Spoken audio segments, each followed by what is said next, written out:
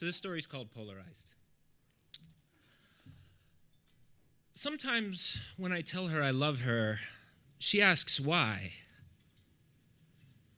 And I stumble, because this is not a small question like, why don't we have a dishwasher? This is the big one, the biggest. And there's an answer somewhere, but it's out on the fringe of my brain.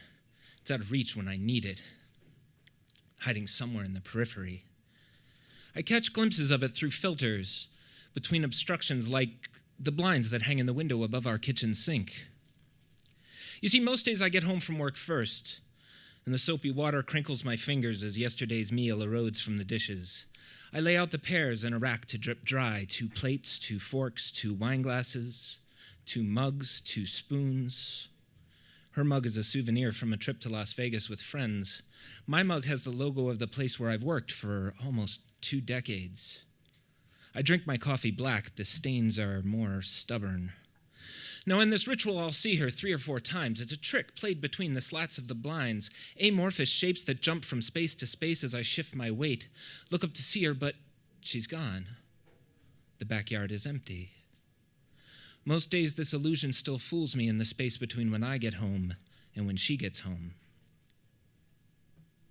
We hung a mistake on the ceiling of our bedroom, a fan with 2 cords and a little brass knob that hangs from each. When cars pass at night, their headlights cast shadows that scurry across the wallpaper. They say if you fall asleep with your mouth open, you'll swallow spiders. It's a lie. A really insidious and effective lie, because in the space between lying down and falling asleep, I'll jerk upright, itching as I look for them dangling above me. Her magazines argued with my loathing of shopping malls. The glossy advertisement made threats about glares on the highway. I caved in and bought us both polarized sunglasses. See, the asphalt is black and soaks up the light, except when the angles line up just right and sunbeams ricochet straight into your eyes. But only the photons that bounce side to side. Polarized lenses filter these out. You see more clearly. This morning, I told her I love her, and she asked why, and I smiled and said nothing. Then I get home and wash dishes, and her illusion walks through the yard.